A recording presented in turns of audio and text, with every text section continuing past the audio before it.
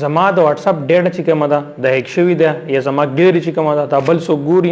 او زه چې چېرته کې هم ګرځم هغې ته پته لګي یا زه داسې ناست یم هغه زما نه بار بار پکچر وباسي اول تر هغې سره ځي دا ماته یو کس داسې پیغام زما سره شریک کو چې زه څه وکړم زما موبایل چې کومه دی دا بل کس مکمل په کنټرول کې دی هغه زما نه پکچر هم وباسي زما ګیلري هم ګوري زما چیټ هم ګوري مطلب هغې ته زما د هر څه پته لګي او موبایل زما سره را سره دی زه څنګه وکړم هغې دا پته هم لګي چې هر زه په کم ځای کې یم زما د لوکیشن ورته هم پته لګي د دې څه چل زما سره کړی او څنګه د دې مسلې نه ځان حل کړم نو ټول معلومات سره شریک کوم ویډیو سره تر اخره پورې ګورئ د خپل ملګرو سره هم شریک کړئ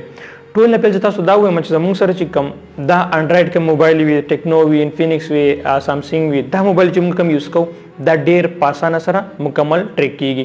ګوره دا موبایل چې موږ چاته ورکو په دې کې داسې اپلیکیشن دي د ګوګل نه ډاونلوډېږي منشن کوم نه خلک غلط یوز کوي هغه چې زموږ په دې موبایل کې څوک ډاونلوډ کړي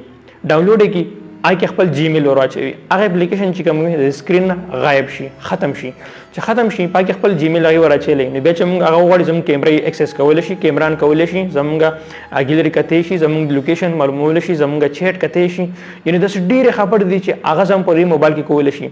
اوس د دې مسلې حل سره ټول نه پیله دا ده چې هر موږ خو یو خپل موبایل هر چاته په لاس کې نه ورکو مرګرو ته یو کس ته بل کس ته چې زموږ په ټرسټ نه وي ولې موږ هغې ته موبایل په لاس کې ورکو دا موبایل چې کوم دی انډرایډ کې موبایل چې دي زیات نه زیات 10-15 منټ کې مکمل هیک کېږي مکمل ټریک کېږي ډېر په اسانه سره نو کوشش کوئ چې ټول نه پیله خبره خپل موبایل هر چاته په لاس کې مه ورکوئ دویمه خبره د دې اوس حال سره چې تاسو شک راشي یار تاسو داسې ښکاري چې زما موبایل چا سره کنیکټ خو نه دی یا مطلب زما ډېټا خو څوک ګوري نه اوس څنګه معلومه کړم ډایرکټ داسې وکړه خپل موبایل ته ریسټور کا فارمیټ یې کا نو که تا ته چا هم داسې پټې اپلیکیشن ډاونلوډ کړلی هغه د سکرین نه غیب کېږي نه ښکاري په سکرین ډیلیټ بشي ختم بشي ستا ډیټا بیا بالکل نشي کتی بلې لاست کې هم خبر ته د دې لپاره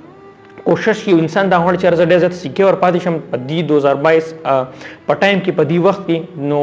هغه کوشش کوي چې هغه آیفون یوز کړي آیفون موبایل چې کوم دی د ډېر زیاتې سیکیور دی زیاتره داسې اپلیکیشن دي داسې خبرې چې کومې دي هدف آیفون کې کار نه کوي نو هغه ډېر زیات سیکیور وي او دا انډرایډ موبایل چې کوم دی دا ډېر زیات په اسانه باندې دا باندې هیک کېږي د دوه خبرې دي یو خپل موبایل ریسټور کوي که چا دا شک وي چې زما ډیټا ګوري یا زه په داسې مصیبت ګیر شوی یم نو خپل موبایل ریسټور کوي تر اپلیکیشن به ختم شي او بل خبره چې خپل موبایل هر چاته په لاس کې مور کو چې تاسو په چا باندې ټرسټ نه وي دا کم کس ماته راوایس کړو دا ویډیو خاص کر مونږ لپاره جوړوله تاسو مو کته نو دا ویډیو خپل ملګرو سره هم شیر کړئ چې هغه ته هم د دې باره کې پته ولګي ان شاء الله ملاقات به کې ولني ویډیو کې د لوی الله په امان